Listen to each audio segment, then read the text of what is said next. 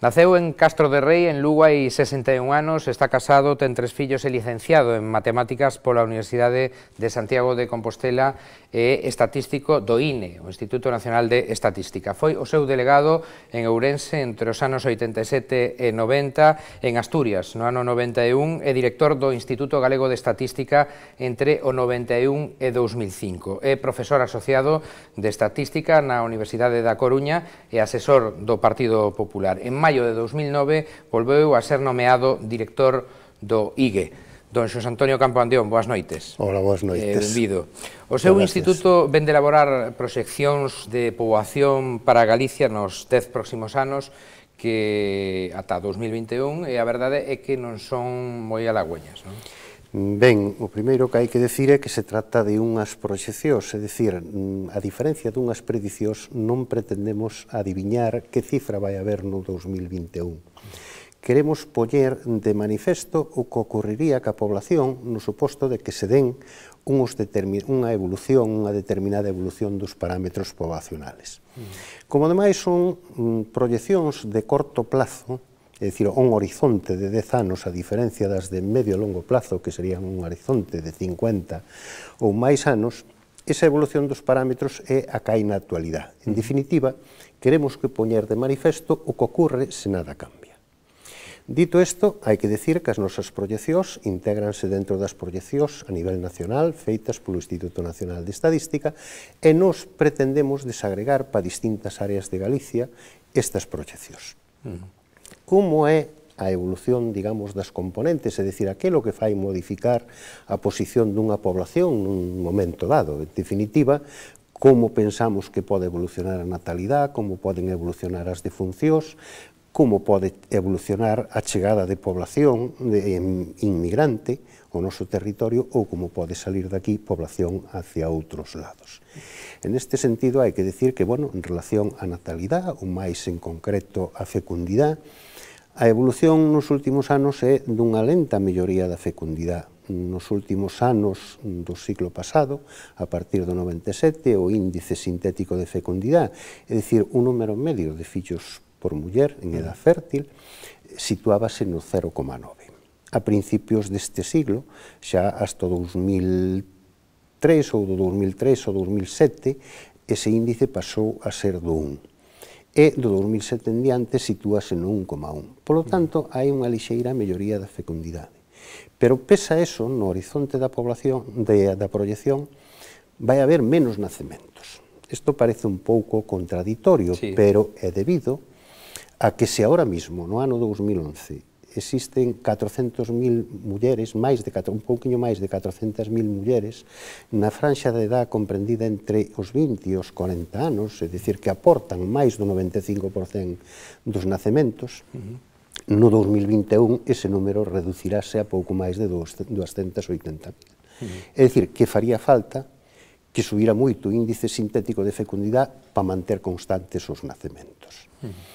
En canto ás defuncións, non cabe dúda que está mellorando a esperanza de vida, están mellorando as condicións sanitarias, pero tamén a nosa población está envellecendo. Hai moita máis poboación maior. Maior de 65 anos. Efectivamente. Entonces, en consecuencia, é de esperar que o número de defuncións tamén aumente. Se ahora mesmo está nunhas 30.000, no horizonte da proxección estaría un pouquiño máis de 31.000. Polo tanto, se no ano 2010, 2011, perdemos aproximadamente 8.000 efectivos poblacionales como consecuencia deste movimento natural da poboación, no ano 2021 perderíamos ao redor de 14.000 efectivos. A única maneira de compensar isto sería ca chegada ou, digamos, ca aportación do saldo migratorio.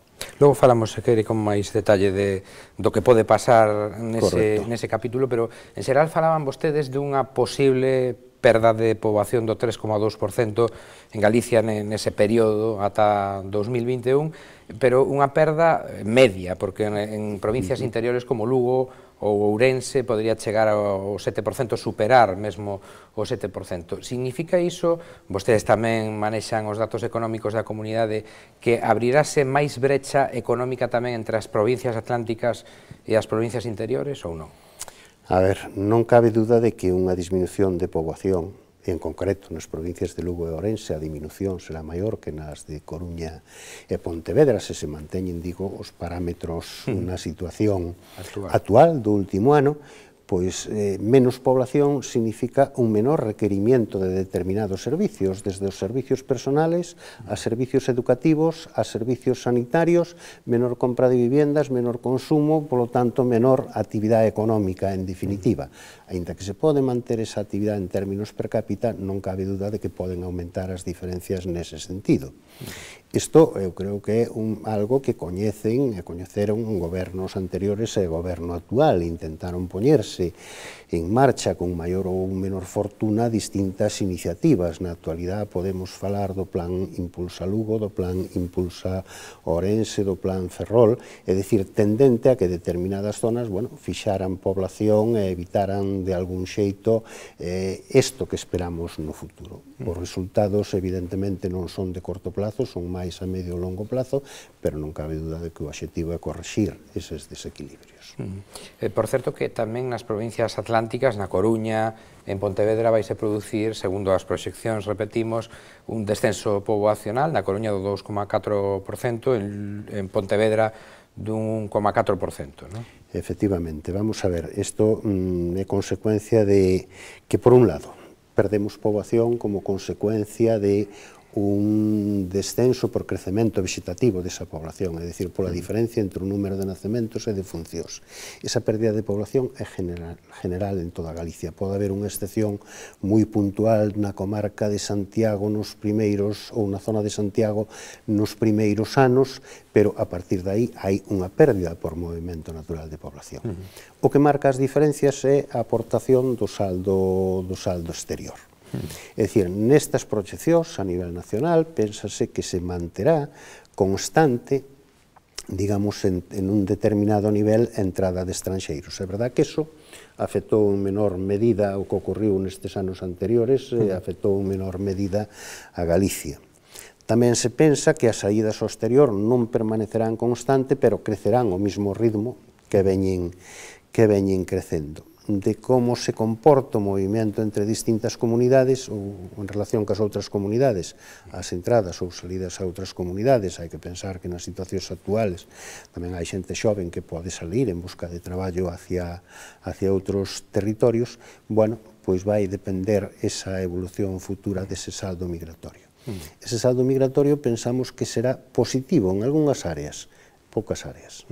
Xa que dicía vostede Santiago e as súas comarcas, a zona de Pontevedra, por exemplo, as comarcas de Paradanta, Baixo Miño e Condado, pero por que nesas zonas sí e nas outras non? Vamos a ver, cal é a causa? A causa é esa, fundamentalmente, o que estamos comentando, é dicir, hai un descenso polo crecemento natural, pero hai unha aportación do saldo migratorio. Nese caso, o saldo migratorio, tanto na área de Pontevedra como na área de Santiago, supera a pérdida por población. Noutros lados, aínda con mellor, hai ese saldo migratorio positivo, como pode ser a comarca, a área central de Lugo, Lugo Central ou Lugo Sur, ou Ourense, a zona de Ourense capital ou a zona de Coruña capital. Pero unha cousa combinada coa outra, efectivamente, a maior pérdida de población que ao revés. Na comarca que facía referencia do sur de Pontevedra, dase unha cousa mixta, é dicir, os primeiros anos gana población e os últimos, no horizonte da proyección, perde población, co cual no futuro posiblemente siga perdendo población. O IGE estima que nese período 2011-2021, que é o obxecto das proxeccións, teremos un crecemento vegetativo negativo con máis de 113.000 falecementos, máis que nacementos en xeral. Estamos falando, en todo caso, de proxeccións de futuro, repetimos, coa actual tendencia. Hai posibilidade de que se produza algún fenómeno, o que dicía vostede, da emigración ou de inmigrantes a nosa comunidade que modifique esa tendencia, ou eso non entra nesas proxeccións? Vamos a ver, posible é, pero de momento, repito, nestas proxeccións o que estamos é, digamos, apuntando o que ocurriría se se mantén a situación actual. Se se dera unha situación que salíramos da crisis actual, donde o comportamento de Galicia tuvera un comportamento económico brillante, digamos, donde tuvera un comportamento diferenciado que fixera atraínto o territorio. Atractivo. Efectivamente, entonces, de alguna maneira, sí que podíamos pensar en que se modificaría ese escenario. Modificaría, de todas maneiras, paulatinamente, é dicir, polo aspecto da fecundidade, aínda que veña xente de fora, que nunha primeira xeneración, pois probablemente sigue cas costumbres que tiña, é dicir, se no seu país había unha alta fecundidade, seguirá reproducindo aquí. Na seguinte xeneración xa é máis dudoso. Pero, en calquer caso, unha chegada de unha aportación de inmigrantes sí podía cambiar a estrutura da pirámide. Pero falando en Román Paladín, moito tería que cambiar a cousa para que se modificaran sustancialmente as proxeccións, non? Moito tería que cambiar, porque, ademais, a economía de Galicia é unha economía aberta, unha economía incluso máis aberta que a española. Por qué? Porque nós temos un comercio adicional ao que ten España, é dicir, temos o comercio exterior co resto do mundo, pero tamén temos un comercio cas outras comunidades. Por lo tanto, estamos moi integrados no que pasa en España. É difícil que se produzca ese feito diferencial, en todo caso, produciríase en conxunto. Se se produxera, sí que teríamos probablemente ventaxa, porque hai moito, posiblemente moito emigrante que se está planteando volver aos seus países de orixe, non? Nestes momentos, polo menos, a situación cambiara, Galicia fora atraínte, pois podíamos pensar en que podría mellorar. O índice de envellecemento, é dicir, a proporción de maiores de 65 anos respecto dos mozos menores de 20 tamén elevarase sustancialmente nos vindeiros 10 anos. Iso, a perda de poboación, o aumento do índice de envellecemento, ocorrerá en Galicia máis que en ningunha outra comunidade autónoma española? Somos rara avis ou continuamos a tendencia que van marcar tamén o resto das comunidades? Vamos a ver, eu creo que marcamos tendencia antes. É dicir, ocorriu antes ese envellecemento do que ocorriu no resto de España, pero nestes momentos, se comparáramos, por exemplo, o peso da población maior de 65 anos frente á población maior de 65 anos en España, incluso aí estamos perdendo peso. É dicir, que España estás envellecendo, e estás envellecendo tamén un ritmo máis rápido, mellor do que está ahora mismo xa envellecéndose en Galicia, e o mesmo ocorre a nivel de Europa. É dicir, non somos un rara avis, é unha rara avis no sentido que vostede decía. Probablemente no noroeste peninsular, Asturias, Castilla, León e Galicia, ocorriu ese fenómeno, empezou a ocurrir antes ese fenómeno de envellecemento. En Europa, supoño que os países, como sempre, máis desenvolvidos son os que gañan máis poboación maior de 65 anos, non? Pois, posiblemente, tradicionalmente, non podemos, digamos, pensar que os países modernos son os que teñen unha población máis, unha dinámica demográfica máis forte, por decirlo de alguna maneira, senón, digamos, países menos desenvolvidos teñen unha fecundidade moito máis alta e un crecemento demográfico moito maior. A zona de Gaza, por exemplo, por poñer un exemplo, sufre unha explosión demográfica, por decirlo así. Non hai que saber moito de demografía e de poboación en xeral para entender que unha pirámide invertida de poboación é moito máis preocupante que unha pirámide gruesa polo centro, é dicir, con moita xente de idades comprendidas entre os 20 e os 40 anos, ou unha pirámide típica ao contrario dos países menos desenvolvidos, con moitos mozos e moitos nenos. En teoría, a máis desenvolvemento, peor pirámide, non? Parece como se nos fixéramos máis cómodos, por así decirlo, non? Ou cuidamos máis, digamos, que o futuro seña un pouco máis atraínte pos nosos fillos, non? Cando a preocupación anterior nos países, digamos, en vías de desenvolvemento, a mellor é a subsistencia, entonces, bueno, os fillos axudan a subsistir nese sentido, non? Cecais o caso máis chamativo de todos os datos que estiven repasando antes desta entrevista sexa o de algunhas comarcas ourensás, luguesas, vostede ademais, como decíamos ao principio, de Castro de Rei en Lugo, que tamén perde poboación, por certo, desgraciadamente, nas que se vai producir sobreenvellecemento, é dicir, non é que a xente xa supera os 65 anos, sino que vai aumentar moito a porcentaxe tamén de xente que sobrepasará os 84, 85 anos e que chegará, polo tanto, os 90 ou 100 na súa vida, non?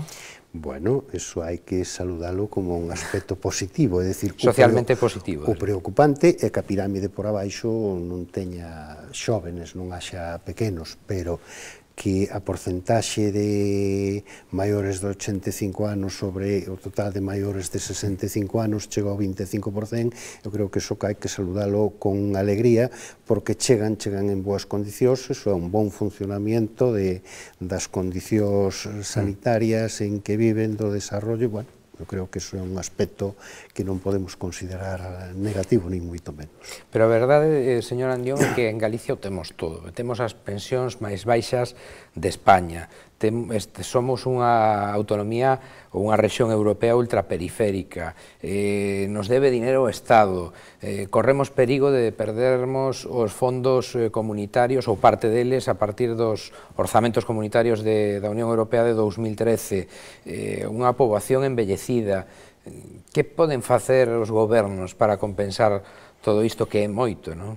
A ver, eu non matizaría, porque evidentemente esas afirmacións son todas reales, son todas certas, pero quizá ao mellor poñer algunha matización no tema. Somos unha rexión periferia, sí, con relación á Unión Europea, estamos na periferia.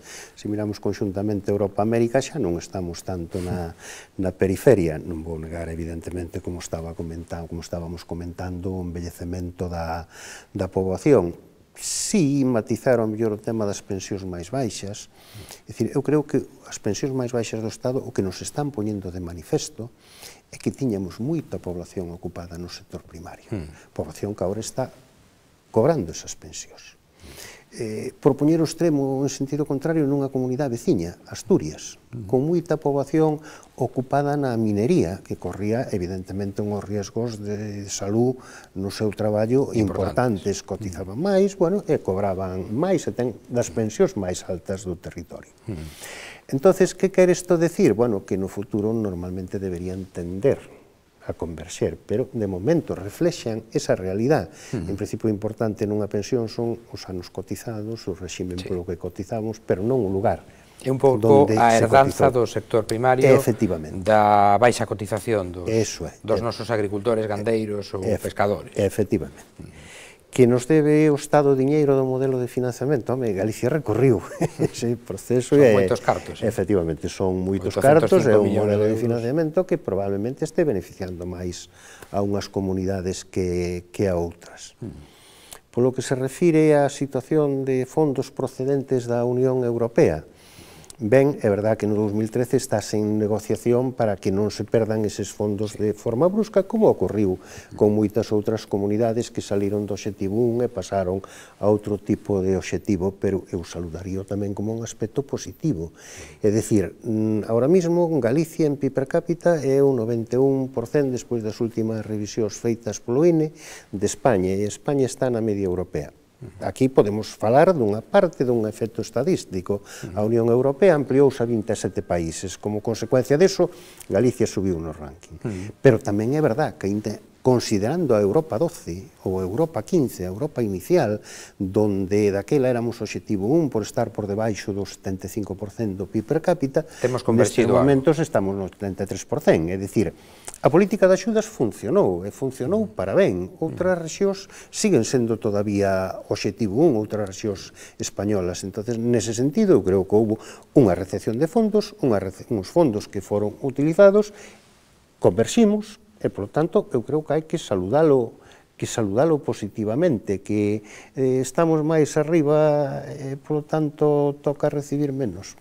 Pois sí, pero non o vería negativo nese sentido. Está claro que España, nin Galicia, foi Grecia a hora de manipular, entre comillas, os fondos comunitarios. Afortunadamente, se fixeron infraestructuras e moitas outras cousas. Dicíamos que pode facer un goberno ante unhas proxeccións de poboación como estas se non cambia a situación.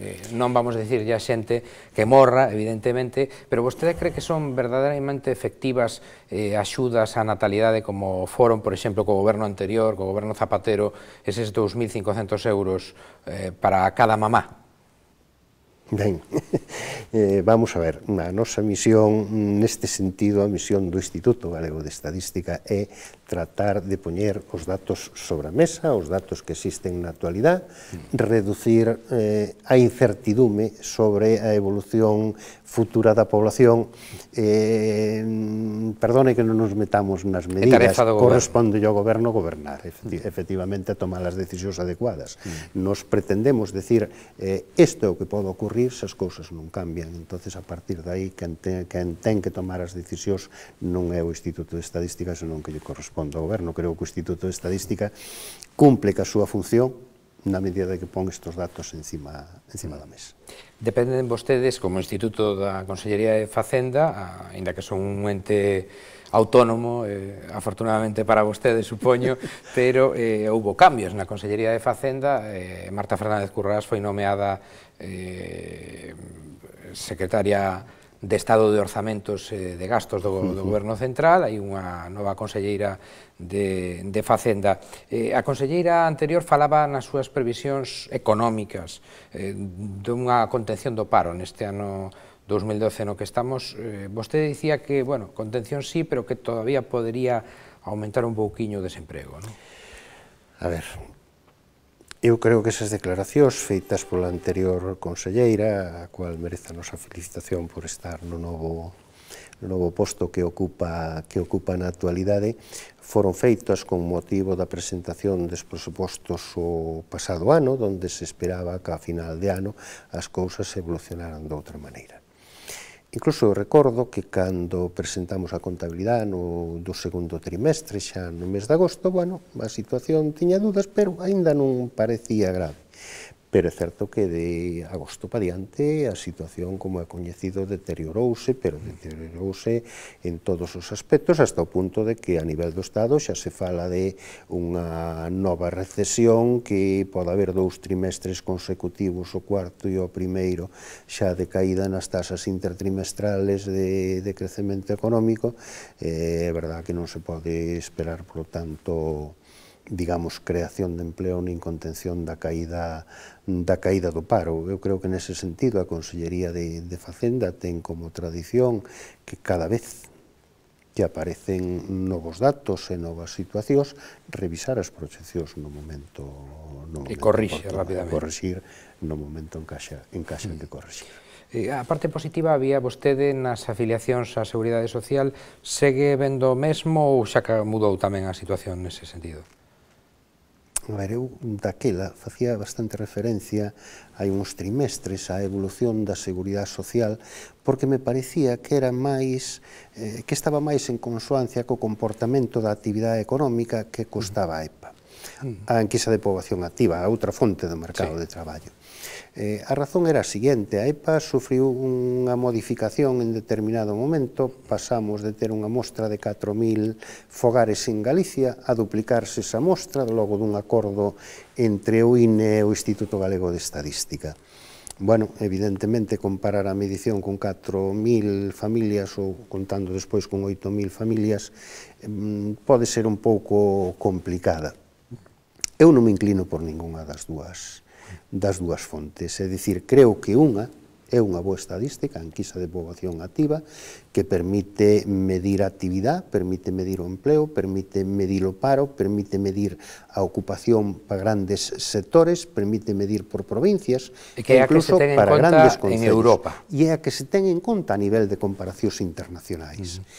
Pero, se eu, por exemplo, quero saber como evoluciona o empleo en Castro de Rei, digo Castro de Rei, xa que antes fixemos referencia ao meu municipio, ao meu concello de nacemento, ou en Teo, ou en calquer outro municipio pequeno, ou quero saber como vai o empleo na rama de consultoría informática, poñamos por caso, ese resultado só o podo sacar de un rexistro administrativo como é a afiliación á Seguridade Social.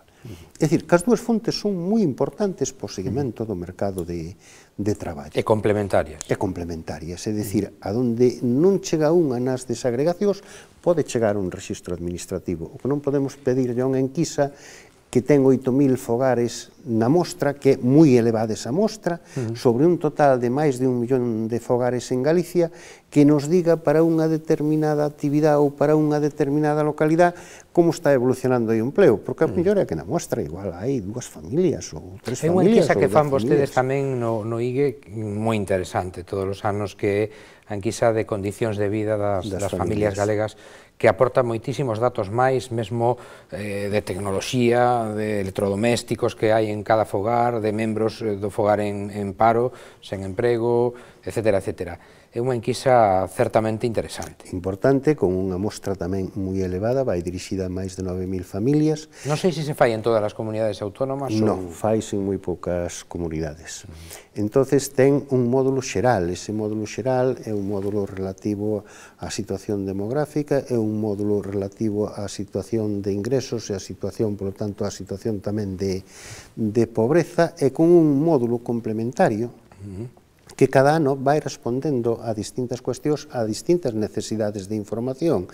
Se unhas veces estudiamos o uso e conocimento do idioma galego, outra vez estudiamos as características das vivendas, outra vez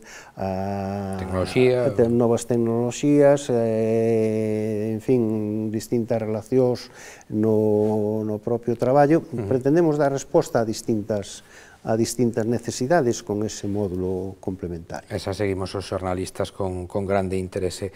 O estadista pon a ponderación e a prudencia como característica de vostede, que non ten o político ou non?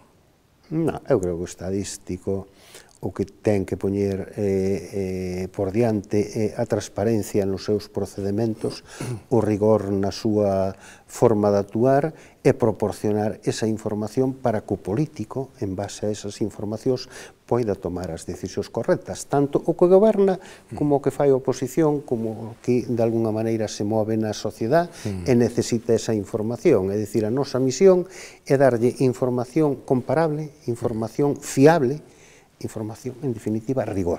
Aportar ese rigor para que a discusión non seña sobre os datos, como decía o profesor Barea.